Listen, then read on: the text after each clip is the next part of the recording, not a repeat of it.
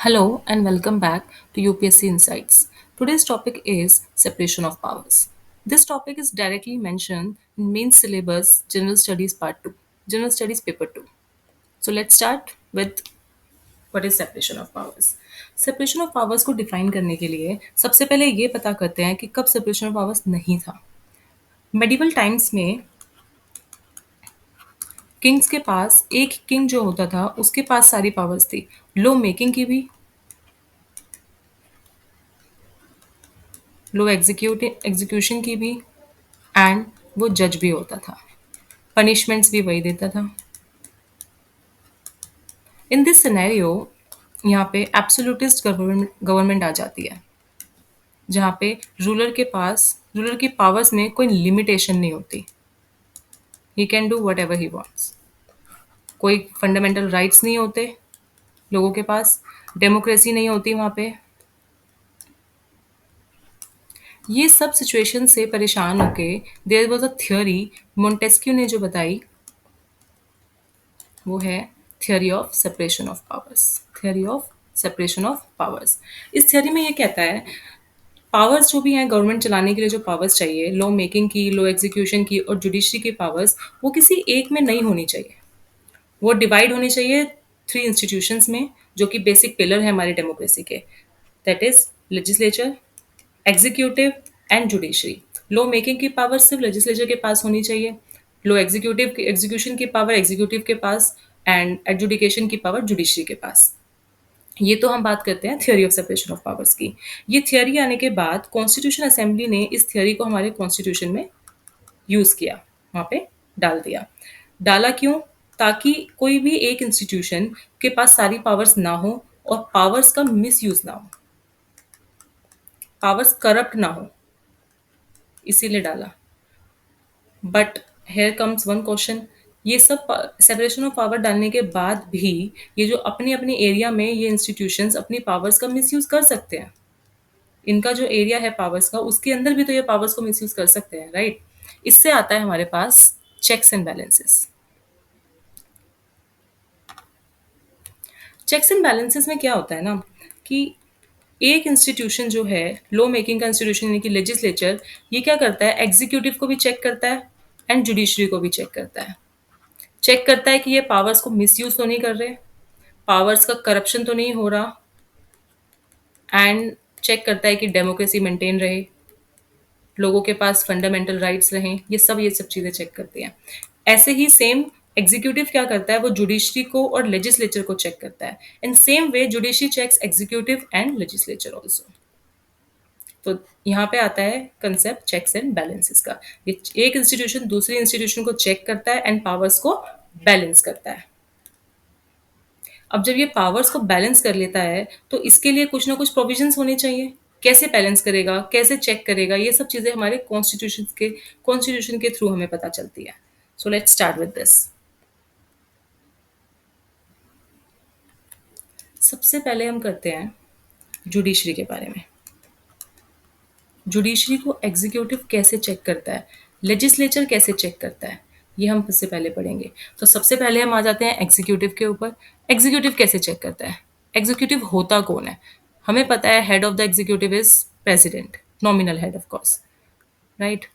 तो कॉन्स्टिट्यूशन में इसके बारे में क्या प्रोविजन दिया हुआ है, ये सब चीज़ें हम अभी देखने वाले हैं. कॉन्स्टिट्यूशन में एक प्रोविजन दिया हुआ है, आर्टिकल नंबर, वेट,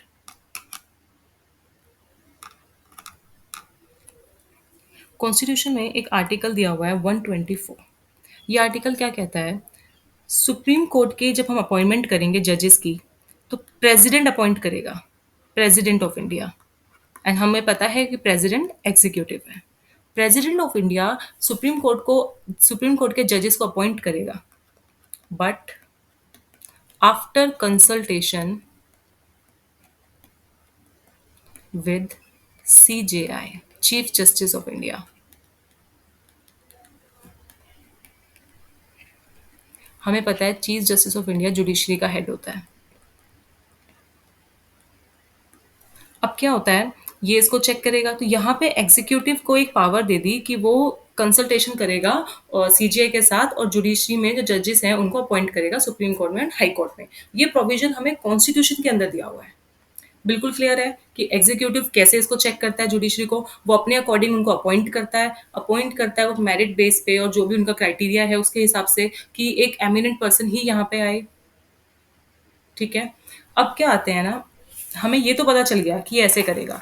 इस प्रॉब्लम से ना बहुत सारी चीजें आई, इसके ऊपर बहुत सारे केसेस भी आए। सबसे पहले केसेस है फर्स्ट जजेस केस, सेकंड केस है सेकंड जजेस case and third is third जजेस केस।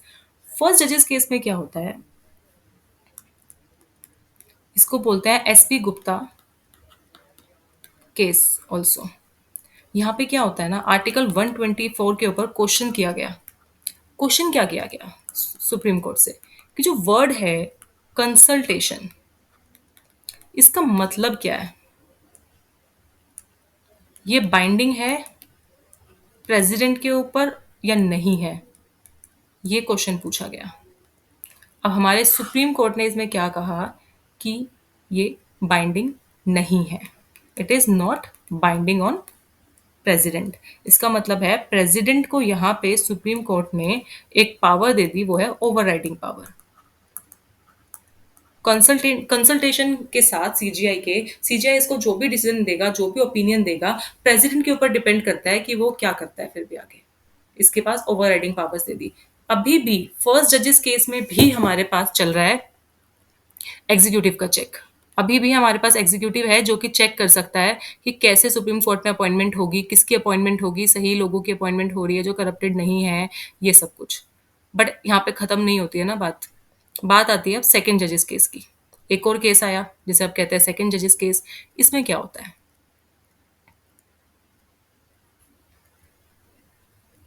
सेकंड जजेस केस में क्या होता है, ये आया 1993 में, 1993। इसमें भी सेम क्वेश्चन पूछा गया जुडिशरी से, सेम क्वेश्चन कि बाइंडिंग है या नहीं है। राइट। अब सुप्रीम कोर्ट ने यहाँ पे इंटरप्रिटेशन चेंज कर दिया। कंसल्टेशन का जो मतलब था वो सुप्रीम कोर्ट ने यहाँ पे चेंज कर दिया।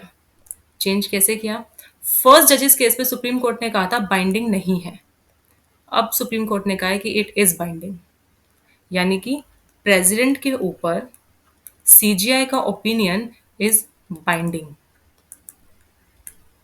यहाँ पे आप लोगों को एक बात समझ आ रही है, सेकंड जजेस केस में सुप्रीम कोर्ट ने क्या किया है, एग्जीक्यूटिव का जो चेक था ना जुडिशरी के ऊपर कि अपॉइंटमेंट करने के लिए कि सही इंसान अपॉइंट हो सब कुछ, वो उसने हटा दिया है ये बोलकर कि वो बाइंडिंग है। यानी कि सीजीआई जो भी ओपिनियन देगा वो प्रेसिडेंट को मानना पड़ेगा।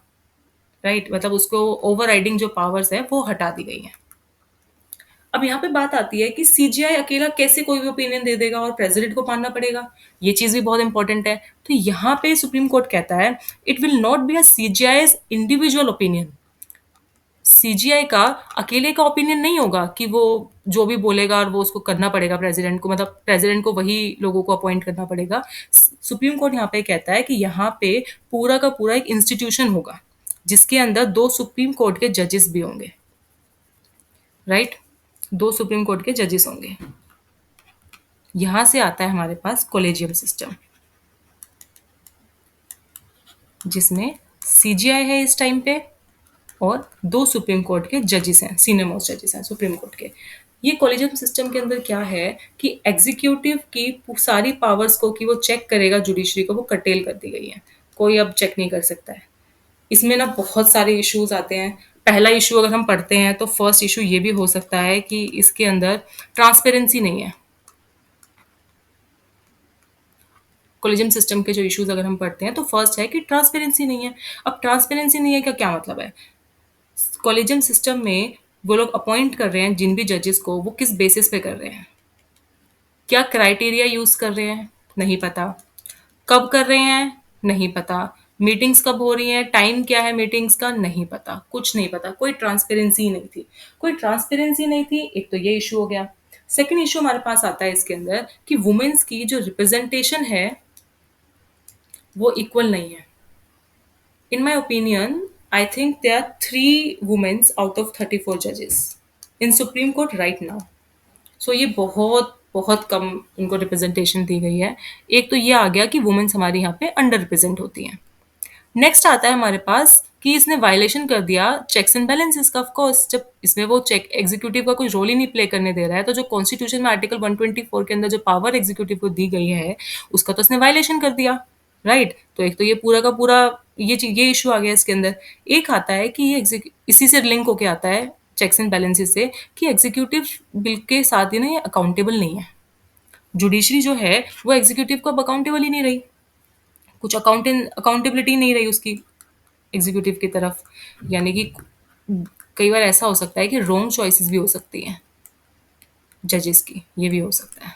सो ये तो सारी आ गई हमारे पास कॉलेजियम सिस्टम के जो इश्यूज थे। पहला इशू हमने क्या बात करी कि चांसेस ऑफ फेवरेटिज्म भी यहाँ पे हो सकता है कि वो अपने हिसाब से अपने जो भी उनके लोग हैं उनको अपॉइंट करें। तो इसके अंदर ट्रांसपेरेंसी भी नहीं है, ट्रांसपेरेंसी नहीं है तो हमें ये नहीं पता है कि कब मीटिंग्स हो रही हैं, कब अपॉइंटमेंट्स हो रही हैं, हमें कुछ नहीं, कोई ट्रांसपेरेंसी नहीं है। अपॉइंटमेंट्स हो रही हैं तो उनका क्या बेसिस है, मेरिट बेस्ड है या क्या क्राइटेरिया उन्होंने यूज़ किया है, वो भी हमें नहीं पता है।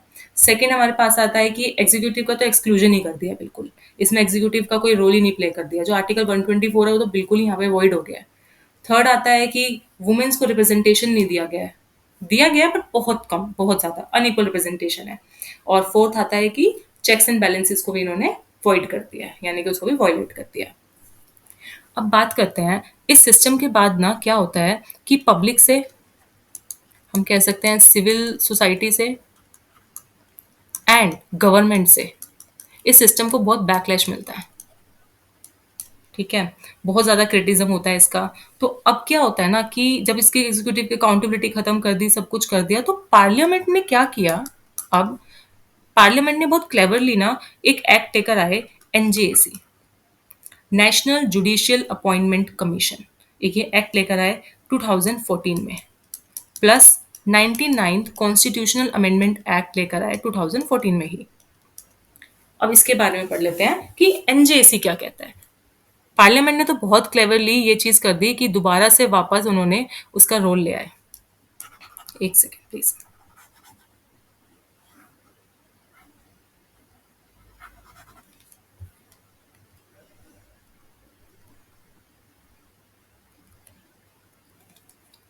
एनजेएसी में क्या होता है ये हम क्लियरली देख लेते हैं। एनजेएसी में पार्लियामेंट ने क्या किया है कि इंडिपेंडेंट एक कमीशन बना दिया है जो कि सुप्रीम कोर्ट के एंड हाई कोर्ट के जजेस को अपॉइंट करेगी। अब इस कमीशन के कुछ मेंबर्स भी हैं। मेंबर्स में कौन कौन है, एक तो है सीजीआई जो कि चेयरपर्सन है, एक है हमारे पास इसके अंदर दो सीनियर मोस्ट जजेस,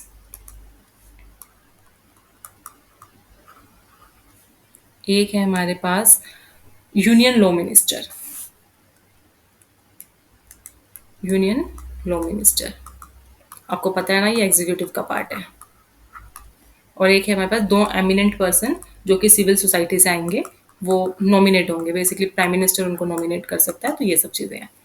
अब इसमें आपने देखा कि पार्लियामेंट ने क्या किया, पार्लियामेंट ने यहाँ पे यूनियन लॉ मिनिस्टर डाल दिया। इसका मतलब उसने एग्जीक्यूटिव का चेक वापस दे दिया फिर से उसने ट्राई किया कि एग्जीक्यूटिव इसको चेक कर सके जुडिशरी को, ताकि बेटर डेमोक्रेसी हम रख सके, लोगों को फंडामेंटल राइट्स मिल सके, जुडिशरी फेवरेटिज्म भी ना करे इसीलिए। बट फिर क्या होता है, सुप्रीम कोर्ट भी चालाक है। सुप्रीम कोर्ट ने क्या किया, बहुत क्लेवरली सुप्रीम कोर्ट ने 2015 में सबसे पहले एनजेएसी एक्ट को वॉइड कर दिया, ये बोल के कि ये जो इंडिपेंडेंस है जुडिशरी की उसको कर्टेल कर रहा है, जुडिशरी की इंडिपेंडेंस को ये खत्म कर देता है, ये बोल के इसको जुडिशरी ने खत्म कर दिया, वॉइड कर दिया, अनकॉन्स्टिट्यूशनल बोल दिया। तो अब ये भी हो गया खत्म। तो फाइनली जो वहां पे काम कर रहा है अभी तक वो है कॉलेजियम सिस्टम। कितनी कोशिश करने के बाद भी हमारा कॉलेजियम सिस्टम गया नहीं है, राइट। अब ये तो बात हो जाती है हमारे पास जुडिशरी को जैसे एग्जीक्यूटिव चेक कर रहा है। अब बात आगे चलते हैं। आगे क्या आता है हमारे पास कि लेजिस्लेचर भी तो चेक करेगा ना जुडिशरी को। अब लेजिस्लेचर कैसे चेक करेगा, बट हाँ एक चीज पहले, यूएसए में, वेट, यूएसए में ये चीज़ ना थोड़ा सा डिफरेंट है। यूएसए में ना एग्जीक्यूटिव ही चूज करता है या इनकी अपॉइंट करता है अभी भी सुप्रीम कोर्ट के और हाई इनके जजेस को, मतलब वहाँ के जुडिशरी के जजेस को अभी भी यूएसए में एग्जीक्यूटिव ही अपॉइंट करता है। तो वहाँ पे काफ़ी रिजिड है सेपरेशन ऑफ पावर्स, ठीक है। अब हम आते हैं लेजिस्लेचर पे। जुडिशरी को लेजिस्लेचर कैसे चेक करता है? ये एक बहुत ही सही सिस्टम से चेक करता है, वो है इम्पीचमेंट। जुडिशरी को रिमूव करने की जो पावर है वो है लेजिस्लेचर के पास, यानी कि हमारे पार्लियामेंट के पास। और ये बहुत ही ज़्यादा डिफिकल्ट है, क्योंकि इसमें हम यूज़ करते हैं special majority. Special majority use करते हैं, और ये इतनी ज़्यादा डिफिकल्ट है कि आज तक हाई कोर्ट या सुप्रीम कोर्ट का कोई भी जज इम्पीच नहीं हुआ है। कोई भी जज को ये लोग इम्पीच नहीं कर पाए हैं। ठीक है। ये भी इन्होंने, आपको पता है, जुडी एग्जीक्यूटिव का चेक तो चलो हट गया अभी, लेकिन फिर भी अगर एग्जीक्यूटिव का चेक नहीं हटता तो यहाँ पे कितना सही चीज है कि एग्जीक्यूटिव जो है वो अपॉइंट करेगा सुप्रीम कोर्ट और हाई कोर्ट के जजेस को, और लेजिस्लेचर उन्हें रिमूव कर सकता है। इससे क्या हो रहा है ना, बहुत बहुत अच्छा सिस्टम इन्होंने डेवलप किया था हमारे कॉन्स्टिट्यूशन के अकॉर्डिंग। बट जो भी है, अब एनजेएसी है वहाँ पे। लेकिन इसमें क्या हो रहा है ना कि जब एग्जीक्यूटिव उनको अपॉइंट करता है तो चांसेस होते हैं कि सुप्रीम कोर्ट जो है ना एग्जीक्यूटिव को फेवरेटिज्म दे, मतलब उनको थोड़ा सा उनकी तरफ जाए। ठीक है, बैलेंस जो है उनकी जस्टिस का, या उनके उनके जो भी वो लोग हमें वो देंगे, रिजल्ट्स देंगे, जो भी होगा वो सारा का सारा एग्जीक्यूटिव की तरफ झुकता है। ठीक है। बट क्या होता है ना, इस केस में क्या होता है कि लेजिस्लेचर भी इनको तब हटा सकता है, रिमूव कर सकता है कि तुम फेवरेटिज्म कर रहे हो एग्जीक्यूटिव को। ठीक है, फेवरेट उनकी तरफ जा रहे हो। बट एक और चीज हो सकती है कि एग्जीक्यूटिव जब इसको अपॉइंट करता है जुडिशरी को, तो अगर जुडिशरी ने एग्जीक्यूटिव के अगेंस्ट जाना शुरू कर दिया, यानी कि जो एग्जीक्यूटिव की अगर चीजें गलत जा रही हैं और जुडिशरी ने उनको अनकॉन्स्टिट्यूशनल बोलना शुरू कर दिया, तो यहाँ पे अगर लेजिस्लेचर के पास पावर्स नहीं होती रिमूवल की, वो पावर्स भी अगर एग्जीक्यूटिव को दे देते तो एग्जीक्यूटिव तो उनको निकाल देता, फिर से वो रिमूव कर देता। तो इसलिए ये एक बेटर चीज थी कि अपॉइंट करेगा एग्जीक्यूटिव एंड रिमूवल होगा लेजिस्लेचर के थ्रू, ताकि ना फेवरेटिज्म हो और डेमोक्रेसी मेंटेन हो सके और लॉ एंड ऑर्डर भी बहुत अच्छे से चल सके। अब यहाँ तक तो हमने कर लिया है। अब हमने कॉलेजियम सिस्टम के बारे में पढ़ लिया है, हमने एनजेएसी के बारे में पढ़ लिया है, हमने कॉलेजियम सिस्टम के इश्यूज के बारे में पढ़ा है। अब सिर्फ जुडिशरी पे तो सारे चेक्स नहीं होते हैं ना, चेक्स तो हमारे लेजिस्लेचर और एग्जीक्यूटिव पे भी होते हैं। तो हम वहाँ पे चलते हैं। नाउ, एग्जीक्यूटिव को लेजिस्लेचर कैसे चेक करता है? ये बहुत अच्छा सिस्टम है। हमारे इंडिया में हम पार्लियामेंट्री सिस्टम यूज करते हैं। पार्लियामेंट्री सिस्टम में क्या होता है ना, हमारे पास एमपीज होते हैं जो इलेक्ट होके आते हैं। ठीक है। एमपीज में जो भी मेजोरिटी पार्टी होती है यहाँ पे, उसका हेड जो होता है वो पीएम बनता है। हेड क्या बनता है? पीएम बनता है। अब हेड पीएम बनता है, फिर वो अपने पार्लियामेंट से अपने मिनिस्टर्स को चूज करता है। अपने मिनिस्टर्स को चूज करने के बाद वो पूरा काउंसिल ऑफ मिनिस्टर्स बनाता है, और ये पूरी एक गवर्नमेंट बन जाती है हमारी। ये गवर्नमेंट का हेड होता है। ठीक है, हमारी गवर्नमेंट चलती है इनसे। अब इसका क्या मतलब है? हमारे पास है लेजिस्लेचर, यानी कि मेंबर ऑफ पार्लियामेंट्स। उसमें से कुछ बन जाते हैं काउंसिल ऑफ मिनिस्टर्स, यानी कि एग्जीक्यूटिव का पार्ट। ठीक है। तो ये है हमारा पार्लियामेंट्री सिस्टम जो इंडिया में चल रहा है। अब यहाँ पे क्या हो रहा है कि एमपी जो है वो दो काम कर रहा है। एक तो वो पार्ट है लेजिस्लेचर का, और एक वो पार्ट है एज अ मिनिस्टर्स एग्जीक्यूटिव का भी पार्ट है। ठीक है, जिनको जो भी मिनिस्टर्स बनते हैं वो एग्जीक्यूटिव के भी पार्ट है, और वो लेजिस्लेचर के भी पार्ट है। तो यहाँ पे ना एक चीज आती है, वो है अकाउंटेबिलिटी। जो मिनिस्टर्स हैं वो अकाउंटेबल होते हैं पार्लियामेंट को, और यू कैन से लोकसभा को। यहाँ पे क्या होता है कि लोकसभा क्या कर सकता है, यानी कि जो हमारा लेजिस्लेचर है वो इस अकाउंटेबिलिटी को कैसे यूज करता है। डेली जो भी काम हो रहे हैं मिनिस्ट्रीज में, सब कुछ हो रहा है, उसकी उसकी जो रिपोर्ट्स होती हैं वो सब वो कैसे लेता है, ये सब चीजें वो बहुत अच्छे से कर सकता है। चेक बहुत अच्छे से एग्जीक्यूटिव को चेक कर सकता है। पहली चीज तो होगी क्वेश्चन आवर। पार्लियामेंट के जब सेशंस होते हैं, तो सिटिंग, जब कोई भी सिटिंग हो रही है पार्लियामेंट की, तो फर्स्ट आवर जो है वो क्वेश्चन आवर होता है। ठीक है। क्वेश्चन आवर में क्या होता है कि जो एमपीज हैं वो मिनिस्टर से पूछ सकते हैं उनकी मिनिस्ट्रीज की फंक्शनिंग के बारे में, कि कैसे काम चल रहा है, क्या क्या डेवलपमेंट्स हुई हैं, उन्होंने क्या क्या किया है, वो ये सब पूछ सकते हैं उनसे। डिबेट्स भी कर सकते हैं। उनके आंसर्स उनको ना पसंद आए तो वो वहाँ पे अपना जो भी उनको नहीं पसंद आया वो उनको बता भी सकते हैं। सब कुछ वहाँ पे चलता रहेगा। वेट, अब सिर्फ यहीं पे खत्म नहीं होती है ना बात। यहाँ पे एक और चीज आती है। लेजिस्लेचर एग्जीक्यूटिव को एक और तरीके से चेक कर सकता है। सेकेंड वे क्या है? फर्स्ट वे तो हमने पढ़ लिया क्वेश्चन आर। सेकेंड वे क्या है? सेकेंड वे है नो कॉन्फिडेंस मोशन। इसमें क्या होता है? पार्लियामेंट का जो मेजोरिटी पार्टी है उसका हेड जो है वो पीएम बनता है। उसके पास जब तक मेजोरिटी है वो तब तक ही एग्जीक्यूटिव में है, तब तक ही वो हेड है या फिर वो गवर्नमेंट चला रहे हैं। मेजोरिटी जाते ही वो पार्टी खत्म। ठीक है, वो रिमूव हो जाएंगे गवर्नमेंट से। अभी मेजोरिटी कैसे जाती है? मेजोरिटी जाती है नो कॉन्फिडेंस मोशन से। नो कॉन्फिडेंस मोशन हमारे पार्लियामेंट में जब आता है इसका, तो वहां पे अगर सबने जो भी है वो पास हो गया, जो भी मेजोरिटी से वो पास होना होता है, अगर वो पास हो गया तो यहाँ पे इनकी मेजोरिटी चली जाती है और पार्लियामेंट गवर्नमेंट रिमूव हो जाती है। नो कॉन्फिडेंस मोशन का मतलब है कि जो प्रेजेंट गवर्नमेंट है उसके अंदर जो एमपीज हैं, या एमपीज क्या होते हैं? एमपीज हमारे पब्लिक को ही तो रिप्रेजेंट कर रहे हैं ना, उन्हीं के तो रिप्रेजेंटेटिव्स होते हैं। तो अगर एमपीज वहां पे नो कॉन्फिडेंस मोशन को पास कर रहे हैं, इसका मतलब क्या है कि जो पब्लिक है, जो सिटीजन्स हैं, उनको वो गवर्नमेंट नहीं चाहिए। यानी कि जो सिटीजन्स हैं उन्होंने प्रेजेंट गवर्नमेंट में अपना कॉन्फिडेंस खो दिया है, उनका उनके ऊपर कोई कॉन्फिडेंस नहीं है, तो यहाँ पे गवर्नमेंट रिमूव हो जाती है। तो एक तो ये चेक हो गया। अब हमने बात कर ली, दो चेक्स हो गए। तीसरा चेक क्या होता है? जो मिनिस्टर्स होते हैं, पता है ना कि वो एमपी भी होते हैं ऑब्वियसली, वो पार्लियामेंट के मेंबर्स भी होते हैं। तो अब क्या होता है, जो मिनिस्टर्स है ना वो कोई भी बिल लेकर आते हैं, ठीक है, गवर्नमेंट बिल बोलते हैं इसको। जब वो बिल लेकर आते हैं पार्लियामेंट में, तो वो बिल तब तक एक्ट नहीं बन सकता। उसको दो चीजों की जरूरत है। एक तो ये कि पार्लियामेंट उसको इनेक्ट करेगी, दूसरा फिर पार्लियामेंट इसको प्रेसिडेंट के पास भेजेगी। अगर इनका बिल सही नहीं लगता है तो पार्लियामेंट इसको इनेक्ट नहीं करेगी और प्रेसिडेंट के पास तो जाएगा ही नहीं ऑफ कोर्स। तो एक ये थर्ड चेक हो गया कि बिल जो भी मिनिस्टर लेकर आएगा वो तभी एक्ट बनता है जब वो पार्लियामेंट उसको इनेक्ट करेगी। इनेक्ट करने के बाद वो उसको प्रेसिडेंट के पास भेजेगी उसके एसेंट के लिए। ठीक है, यहां तक तो हमारा हो जाता है। हम आगे चलते हैं।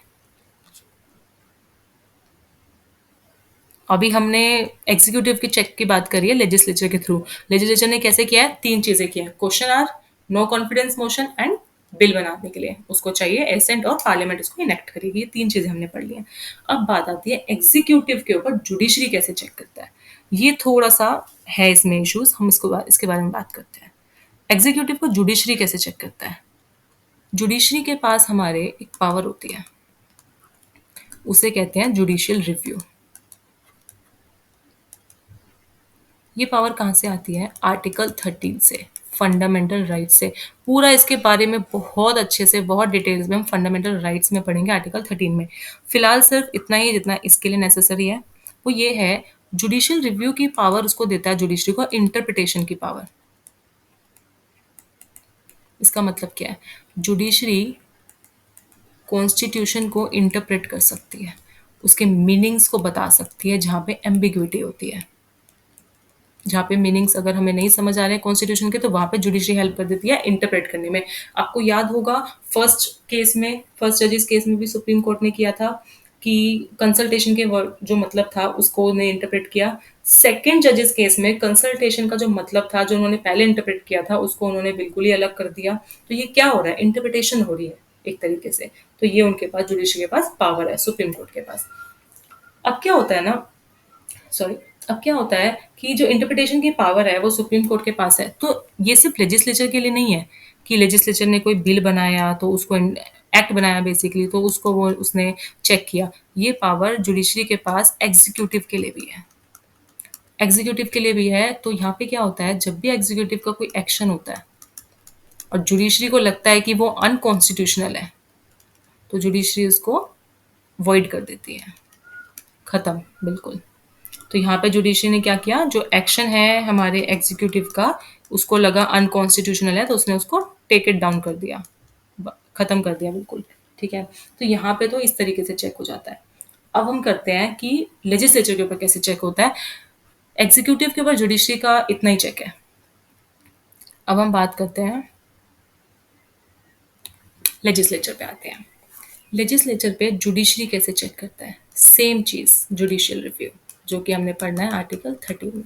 लेजिस्लेचर कोई भी एक्ट बना रहा है, वो एक्ट मानो फंडामेंटल राइट्स के अगेंस्ट जा रहा है, कॉन्स्टिट्यूशन के अगेंस्ट जा रहा है, या कोई भी कॉन्स्टिट्यूशन का प्रोविजन जिसको वो वॉइड कर रहा है, अनकॉन्स्टिट्यूशनैलिटी दिखा रहा है, तो उसको जुडिशरी अनकॉन्स्टिट्यूशनल बोल के खत्म कर देती है, नल एंड वॉइड कर देती है। फाइन, ये हमारा जुडिशरी का चेक है लेजिस्लेचर के ऊपर। ठीक है, तो यहाँ पे तो हमारा चीज़ होती है ख़त्म। अब इसमें हमने फाइनली क्या देखना है, कोई भी काम हो रहा है गवर्नमेंट में, वो लेजिस्लेचर, एग्जीक्यूटिव एंड जुडिशरी के कंसेंसस से होना चाहिए, और यही कंसेंसस हमें चेक्स एंड बैलेंसेस देते हैं। सेपरेशन ऑफ पावर अगर पूरी तरह रिजिड होगी तो भी काम नहीं चलेगा, क्योंकि रिजिड होने के बाद कोई भी चीज़ काम नहीं कर सकती है, और पूरी तरह से लूज भी नहीं होनी चाहिए, राइट। लूज होने का भी कोई फायदा नहीं है, क्योंकि फिर डेमोक्रेसी नहीं रहती है, बहुत सी चीज़ें हो जाती हैं। तो इसीलिए यहाँ पे चेक्स एंड बैलेंसेस है हमारे पास। ये टर्म हमें यूएस से मिली है, और यूएस को ट्रेडिशनल होम कहा जाता है सेपरेशन ऑफ पावर का।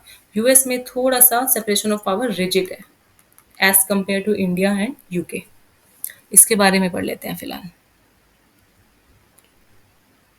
कि सेपरेशन ऑफ पावर यूएस में कैसी है, यूके में कैसी है और इंडिया में कैसी है। यूएसए में सेपरेशन ऑफ पावर है रिजिड, यूके में है सेपरेशन ऑफ पावर लूज, और इंडिया में है मिक्स। इंडिया में मिक्स है, यूके में लूज है, और यूएसए में रिजिड है। अब इसको कर लेते हैं कि कैसे है, कहाँ पे, क्यों है। यूएसए इंडिया के प्रोविजन के बारे में देखते हैं पहले। इंडिया में ये ना एक प्रोविजन है कॉन्स्टिट्यूशन के अंदर, कि अगर प्रेसिडेंट की सीट वेकेंट है, ठीक है, बाय चांस वाइस प्रेसिडेंट की सीट भी वेकेंट है, अगर प्रेसिडेंट की सीट वेकेंट है और वाइस प्रेसिडेंट की नहीं है, तो वाइस प्रेसिडेंट एक्टिंग प्रेसिडेंट का काम कर लेगा जब तक इलेक्शन नहीं होते, या जो भी टर्म, जो भी वहाँ पे प्रोविजंस है। लेकिन अगर वाइस प्रेसिडेंट की सीट भी वेकेंट है, तो यहाँ पे क्या होगा, प्रेसिडेंट भी नहीं है, वाइस प्रेसिडेंट भी नहीं है, तो अब क्या होगा। अब यहाँ पे आता है खेल जुडिशरी का। जुडिशरी का हेड यानी कि चीफ जस्टिस ऑफ इंडिया यहाँ पे प्रेसिडेंट बन जाता है, एक्टिंग प्रेसिडेंट। ठीक है, एक्टिंग प्रेसिडेंट बन जाता है। अब यहाँ पे हमारे हमारे हमारे जुडिशरी में ऐसा हो चुका है हमारे इंडिया में basically. Mohammad Hidayatullah, I think Mohammad Hidayatullah first acting president बने थे 1967 में, और वो एक सीजीआई थे उस टाइम पे। वो 1967 में फर्स्ट प्रेसिडेंट, एक्टिंग प्रेसिडेंट बन गए थे, क्योंकि जाकिर हुसैन की डेथ हो गई। जाकिर हुसैन जो हमारे उस टाइम पे प्रेसिडेंट थे, उनकी डेथ हो गई थी सडन। और वीवी गिरी जो हमारे वाइस प्रेसिडेंट थे, वो इलेक्शंस के लिए उन्होंने सीट खाली कर दी थी, कि वो प्रेसिडेंट के इलेक्शंस में पार्ट ले रहे थे, तो उन्होंने वाइस प्रेसिडेंट की सीट खाली कर दी थी। तो वहां पे हमारे सीजीआई ने एज एक्टिंग प्रेसिडेंट काम किया, नाम था मोहम्मद हिदायतुल्ला। तो ये तो एक तरीके से बहुत ज़्यादा वायलेशन हो गया सेपरेशन ऑफ पावर का। अब हम बात करते हैं यूएस की। इंडिया में तो ये हमने पढ़ लिया सेपरेशन कैसे इसका वायलेशन हुआ। मिक्स है इंडिया बेसिकली। यूएस में ना सेम प्रोविजन नहीं है। यूएस में क्या होता है, अगर प्रेसिडेंट की सीट वेकेंट है तो वाइस प्रेसिडेंट ही काम करता है, ठीक है। और वहाँ पे एक और चीज़ है, प्रेसिडेंशियल सिस्टम। इसका क्या मतलब है, एग्जीक्यूटिव एंड लेजिस्लेचर के बीच में कोई कुछ नहीं है, वो इतने सेपरेट हैं। ऐसा नहीं जैसे हमारे सिस्टम में होता है कि जो एमपीज हैं वो एज मिनिस्टर्स भी होते हैं, वो दो पार्ट होते हैं, लेजिस्लेचर के भी पार्ट होते हैं और एग्जीक्यूटिव के भी होते हैं। बट प्रेसिडेंशियल सिस्टम में यूएस में ऐसा नहीं है, बिल्कुल सेपरेट है एग्जीक्यूटिव एंड जुडिशरी, ठीक है। अब हम आते हैं सबसे पहले यूके पे। वेट,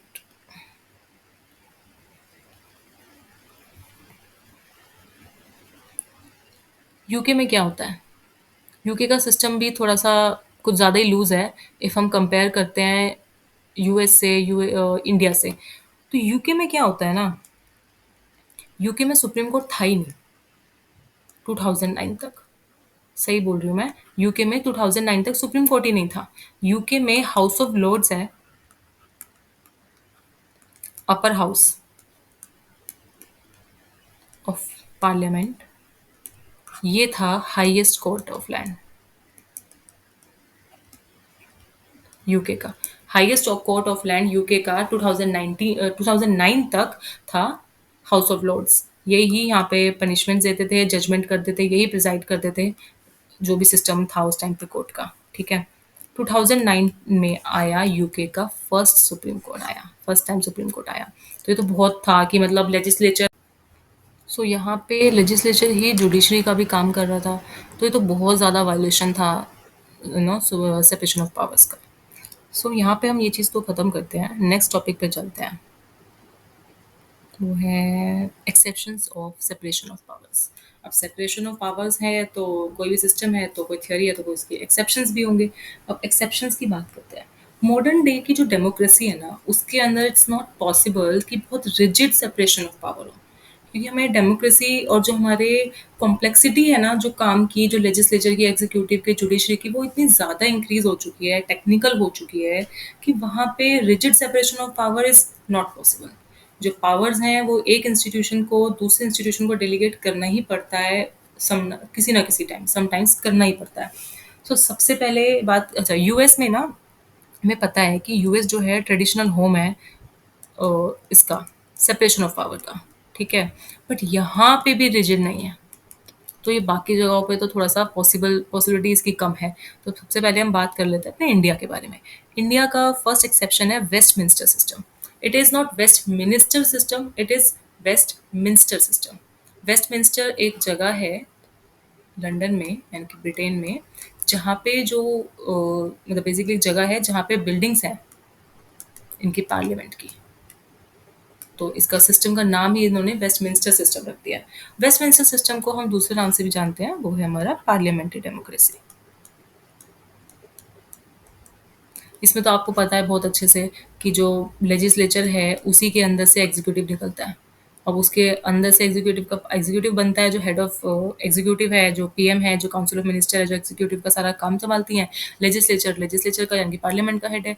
तो ये सब तो फिर इसके अंदर से निकलता है। तो ये तो सेपरेशन ऑफ पावर का कंप्लीट वायलेशन है, कोई वही नहीं है इसके अंदर तो, ठीक है। इसमें इसके बाद कभी सेपरेशन ऑफ पावर के अंदर इसमें जो सेपरेशन है वो कभी कंप्लीट हो ही नहीं सकती, कभी रिजिड हो ही नहीं सकती, because it's like presidential system में फिर भी समझ आता है कि वहाँ पे एग्जीक्यूटिव और लेजिस्लेचर के बीच में बिल्कुल सेपरेशन है, लेकिन पार्लियामेंट्री सिस्टम में, वेस्टमिंस्टर सिस्टम में ये पॉसिबल नहीं है, नॉट पॉसिबल।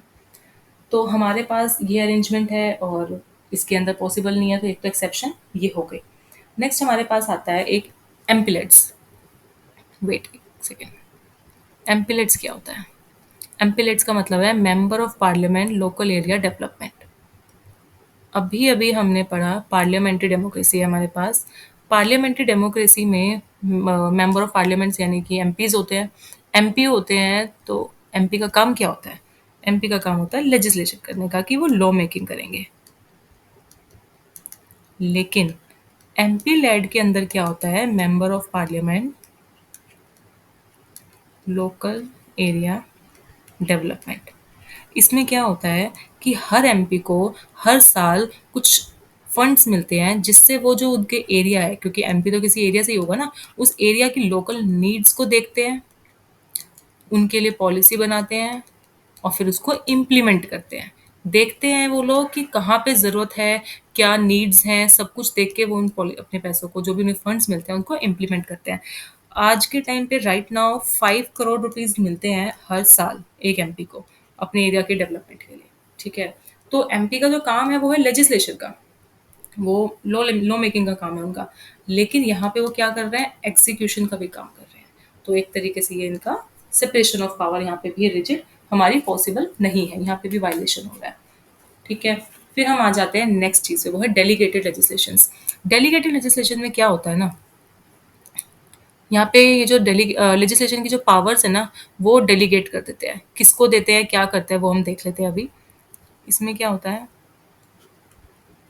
जो लेजिस्लेचर है वो अपनी पावर्स को डेलीगेट कर देता है, नॉट कम्प्लीटली, पार्शली, एग्जीक्यूटिव को। और एग्जीक्यूटिव भी कौन? सिविल सर्वेंट्स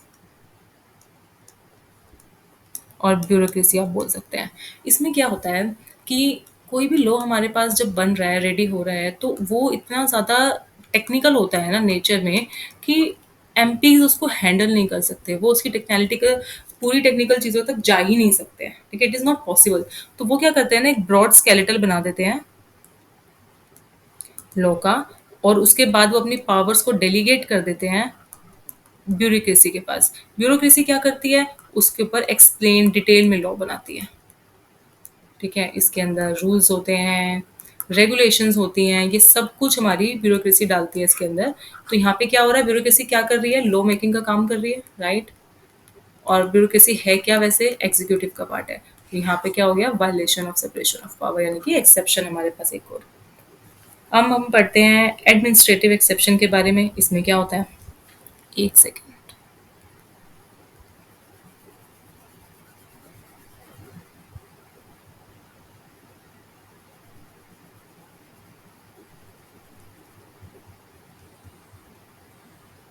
एडमिनिस्ट्रेटिव एडजुडिकेशन पे क्या होता है? एडजुडिकेशन का मतलब है सेटलिंग डिस्प्यूट्स।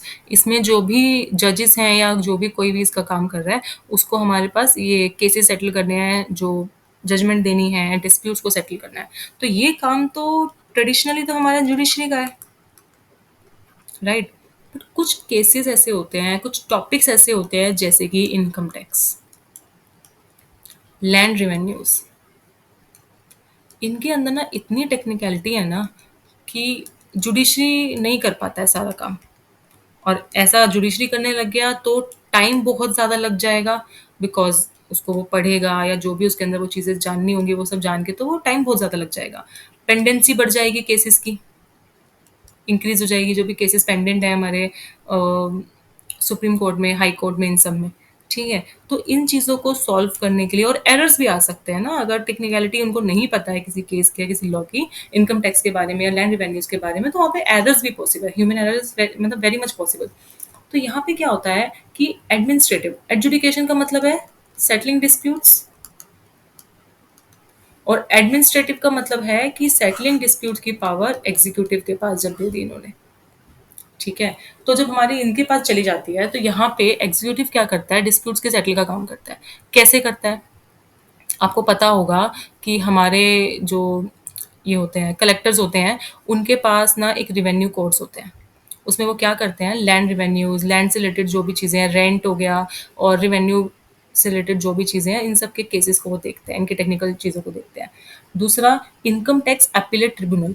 इसमें क्या होता है? वो इनकम टैक्स लॉ की जो भी टेक्निकलिटी है, उसको हैंडल करते हैं। इससे हुआ क्या? इससे पहली चीज़ तो ये हो गई कि यहाँ पे सारा काम आसान हो गया। जो सुप्रीम कोर्ट है, हाई कोर्ट है और हमारे नॉर्मल ट्रिब्यूनल्स हैं, उनके डिस्ट्रिक्ट कोर्ट्स हैं, उनके पास केसेस ज़्यादा नहीं बढ़े। अगर उनके पास ये सारे छोटे-छोटे केसेस जिनके अंदर इतनी टेक्निकलिटी चाहिए, वो भी इनके पास जाने लगे, तो इनके ऊपर ओवरलोड हो जाएगा। ओवरलोड हो जाएगा तो टाइम भी इंक्रीज़ हो जाएगा जजमेंट का, टाइम इंक्रीज़ हो जाएगा, एफिशिएंसी भी नहीं रहेगी, ठीक है? ह्यूमन एरर की भी बात हो सकती है टेक्निकल चीज़ों के अंदर तो। तो इसीलिए ये चीज़ बेटर है, एडमिनिस्ट्रेटिव एजुडिकेशन।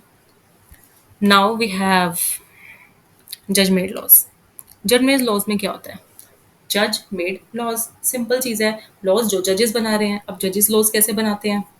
मैंने बताया था जजेस के पास एक चीज़ होती है, वो है जुडिशियल रिव्यू, जो कि इंटरप्रिटेशन का काम करती है, ठीक है? फर्स्ट जज केस याद है हमने पढ़ा था उसमें कि बाइंडिंग नहीं है, बोला था कंसल्टेशन का मतलब। फिर सेकंड जजेस केस में क्या बोल दिया था सुप्रीम कोर्ट ने? कि बाइंडिंग है ना? तो ये क्या किया है सुप्रीम कोर्ट ने?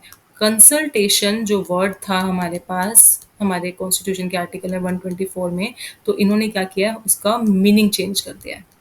मीनिंग चेंज करके उसको डिफरेंटली इंटरप्रेट किया है। इंटरप्रेट करने का क्या मतलब है? एक तरीके से फिर उन्होंने लॉ को अलग मीनिंग दे दिया, तो लॉ ही बना दिया ना दूसरा। तो ये हो गया हमारा, यहाँ पे ये वायलेशन हो जाता है। But there is a problem. अब वायलेशन हो भी रहा है तो क्या मतलब, कैसे हो रहा है? एक और चीज़ है, एम्बिग्युइटी होती है जहाँ पे, वहाँ पे तो ये वायलेशन हो रहा है। बट एक चीज़ है, जैसे कि कभी कोई ऐसी सिचुएशन आ जाए हमारे स्टेट में कि ऐसा इश्यू आ जाए जिसके ऊपर लॉ ही नहीं है हमारे पास, लॉ ही एब्सेंट है वहाँ पे, हमारे पास लॉ है ही नहीं। पहले तो बात थी एम्बिग्युइटी पे, अब तो बात है कि हमारे पास लॉ है ही नहीं। अब क्या होगा? जैसे कि विशाखा गाइडलाइंस आपको याद होंगी, तो विशाखा गाइडलाइंस में क्या हुआ था कि वुमेन्स को सेक्सुअल हरेसमेंट से प्रोटेक्ट करने के लिए एट वर्क प्लेसेस, ये हमारे सुप्रीम कोर्ट ने ये गाइडलाइंस दी थी। एक सेकेंड, ठीक है? इसमें क्या हुआ था कि ये वुमेन्स प्रोटेक्शन के अगेंस्ट था, कि women protection at work places harassment से। वहाँ पे कोई लॉ ही नहीं था हमारे पास। इतना टाइम हो गया हमारे इंडिपेंडेंस को, इतना टाइम हो गया हमारे कॉन्स्टिट्यूशन को, बट वहाँ पास कोई लॉ नहीं था। तो सुप्रीम कोर्ट ने इसकी बहुत ज़्यादा वो भी करी है, कि ऐसा नहीं होना चाहिए था। लेकिन उसने फिर क्या किया है कि जब यहाँ पे कोई हमारे पास एब्सेंट था कोई लोग, तो इन्होंने अपनी गाइडलाइंस दे दी है। अब ये इमरजेंसी सिचुएशन में ये गाइडलाइंस बहुत काम आती है, और जब पार्लियामेंट सेशन में होती है तो पार्लियामेंट इसके ऊपर लॉ बना सकती है, तो ये जो गाइडलाइंस है वो रिवोक हो जाएंगी, तब कोई प्रॉब्लम नहीं है। ठीक है, ये तो हमारा हो गया जज मेड लॉज के बारे में। अब हम बात करते हैं ऑर्डिनेंसेस के बारे में। जज ने तो लॉ मेकिंग पावर दिखा दी, उनके पास जो भी है सेपरेशन ऑफ पावर का नहीं है रिजिड, लेकिन अब एग्जीक्यूटिव के पास भी है, हमें ये भी जानना पड़ेगा। एग्जीक्यूटिव के पास क्या है? ऑर्डिनेंसेस। और एग्जीक्यूटिव का हेड कौन है? नॉमिनल हेड कौन है? प्रेसिडेंट। तो यहाँ पे क्या होता है, प्रेसिडेंट क्या करता है? ऑर्डिनेंसेस बनाता है। प्रेसिडेंट को जब भी लगता है कि पार्लियामेंट हमारे उसमें नहीं है, पार्लियामेंट सेशन में नहीं है, काम नहीं कर रही है बेसिकली लॉ मेकिंग का उस टाइम पे, ठीक है, तो और एक ऐसा इशू अराइज हो गया है जिसमें अर्जेंट है, इमरजेंसी है, कि कोई हमें लॉ चाहिए, तो प्रेसिडेंट क्या करता है? ऑर्डिनेंस की पावर यूज करके लॉ बना देता है, जो बिल्कुल नॉर्मल लॉ की तरह इफेक्टिव होगा। पर तब तक होगा ऑफ कोर्स जब तक हमारी पार्लियामेंट सेशन में आती है, फिर इसको या तो वो लॉ बना देती है अच्छे से, जो भी प्रोसीजर है उसको पास करके उसी हिसाब से, तो वो प्रॉपर लॉ बन जाता है, नहीं होता है तो वो रिवोक कर देती है, तो ये सब चीजें होती हैं। तो यहाँ पे क्या हो गया? ऑर्डिनेंस, यानी कि एग्जीक्यूटिव के पास पावर है लेजिस्लेचर की, यानी कि लॉ मेकिंग की, तो यहाँ पे भी सेपरेशन ऑफ पावर नहीं दिखा हमें। अब हमारे पास आता है लास्ट, वो है आर्टिकल 372। आर्टिकल 372 क्या कहता है? जब हमारे पास कॉन्स्टिट्यूशन बन रहा था तो उससे पहले भी तो हमारे इंडिया में कुछ लॉज थे ना, जो यूज हो रहे थे, जिसके ऊपर इंडिया रन कर रहा था। बेशक वो ब्रिटिश लॉ थे, बट तब भी थे ना। तो कॉन्स्टिट्यूशन बनने के बाद, कॉन्स्टिट्यूशन से पहले जो लॉज थे उनके बारे में कुछ कहा गया, कि जो जो भी लॉज पहले के हैं कॉन्स्टिट्यूशन बनने से, उनमें से अगर कोई प्रोविजन ऐसा है जो कॉन्फ्लिक्ट में है प्रेजेंट कॉन्स्टिट्यूशन के, या कोई प्रोविजन ऐसा है जो कॉन्फ्लिक्ट में नहीं है, तो उसका क्या किया जाए? कॉन्फ्लिक्ट जिसमें है उसमें क्या किया जाए, जिसमें कॉन्फ्लिक्ट नहीं है उसमें क्या किया जाए? तो इन्होंने पावर दे दी प्रेसिडेंट के हाथ में। प्रेसिडेंट क्या था? एग्जीक्यूटिव का हेड, कि 3 साल के लिए पावर दे दी उसके हाथ में जब कॉन्स्टिट्यूशन बना है, कि जो भी कॉन्फ्लिक्ट आ रहा है उसको हटा दो, रिवोक कर दो, जो कॉन्फ्लिक्ट नहीं आ रहा है उसको चलने दो कॉन्स्टिट्यूशन के साथ, कोई प्रॉब्लम नहीं है। बट ये पावर सिर्फ 3 इयर्स तक थी प्रेसिडेंट के पास, ठीक है, क्योंकि हमारे फर्स्ट इलेक्शन थे 1952 में, तो तब तक ही थी उसके पास ये पावर। अब तो ये पावर हमारी एबॉलिश हो चुकी है, एग्जॉस्टेड हो चुकी है। तो ये हो गया हमारे पास, जहाँ पे एग्जीक्यूटिव के पास पावर थी कॉन्स्टिट्यूशन के लॉ मेकिंग की, कि जो लॉज को चेक कर रहा है कि कब लॉ हमारे साथ अगर प्रोविजन उसके साथ चल रहा है तो ठीक है, नहीं चल रहा है, कॉन्फ्लिक्ट में है, तो उसको रिपोर्ट कर देता है। यहाँ पे हम ये चीज़ खत्म करते हैं, exception of separation of powers. I think, wait, हमने काफ़ी चीज़ें देख ली हैं। अब हम कुछ चीज़ें देख लेते हैं जिसमें हम देखेंगे rigidity of separation of power possible नहीं है, वो हमने देख लिया है। क्यों? टाइम ज़्यादा लगेगा अगर हमने काम को ऐसे छोड़ दिया, तो किस जो भी इंस्टीट्यूशन है, जो भी उसका काम है, अगर उसी पे छोड़ देंगे तो टाइम ज़्यादा लगेगा, वर्कलोड हो जाएगा, एफिशिएंसी भी नहीं आ पाएगी। ठीक है, दूसरा टेक्निकल नेचर का होगा तो एरर भी पॉसिबल है। तीसरी चीज़, अगर कोर्ट्स की बात करें तो केसेस पेंडेंसी ऑफ केसेस बहुत ज़्यादा बढ़ जाएगी, ठीक है, वो इंक्रीज हो जाएगी। जजमेंट में टाइम लगने लग जाएगा, है ना, ये सब चीज़ें, जजमेंट का टाइम जो है वो इंक्रीज हो जाएगा, तो ये सब चीज़ें इसके अंदर आती हैं। अब हम बात करते हैं एक चीज़ की, वो है पावर इज नॉट प्रॉपर्टी। इसमें क्या होता है? एग्जीक्यूटिव के पावर्स, लेजिस्लेटिव के पावर्स और जुडिशरी के पावर्स, ये इनके पावर्स हैं। ठीक है, कोई एक चीज़ हमें अचीव करनी है, उसके लिए एक ये वे है। ठीक है, ये मीन्स टू एन एंड है। ये क्या है? मीन्स टू एन एंड, यानी कि जो भी हमें अचीव करना है, वेलफेयर अगर हमें अचीव करना है पब्लिक का, सिटीजन का, उसके लिए कि बस एक वे है, एक रास्ता है। ये कोई प्रॉपर्टी नहीं है कि एग्जीक्यूटिव के पावर एग्जीक्यूटिव की प्रॉपर्टी हो गई, कि वो उसी के पास रहेगी और कहीं नहीं जा सकती। तो अगर हमें वेल्फ हमारा मेन मोटिव है कि हमें वेलफेयर अचीव करना है, अगर हमें वेलफेयर अचीव करना है, तो हमारी जो पावर्स हैं वो थोड़ी बहुत डेलीगेट हो जाए तो कोई प्रॉब्लम नहीं है। अगर डेलीगेशन से, यानी कि एक इंस्टीट्यूशन की जो पावर्स है, को थोड़ी पावर्स कोई और इंस्टीट्यूशन यूज करके जो भी कुछ कर रहा है, चेक्स एंड बैलेंसेस है, ये सब है, तो कोई प्रॉब्लम नहीं है। मेन पर्पज है वेलफेयर होना चाहिए सिटीजन का, वो अगर हो रहा है तो it's there is no problem. ठीक है, ये हमने कर लिया है। अभी बहुत छोटा सा टॉपिक है, बहुत ही छोटा सा, जिसमें मैं आपको बता देती हूँ। लास्ट टॉपिक है वो सेपरेशन ऑफ पावर का। राइट,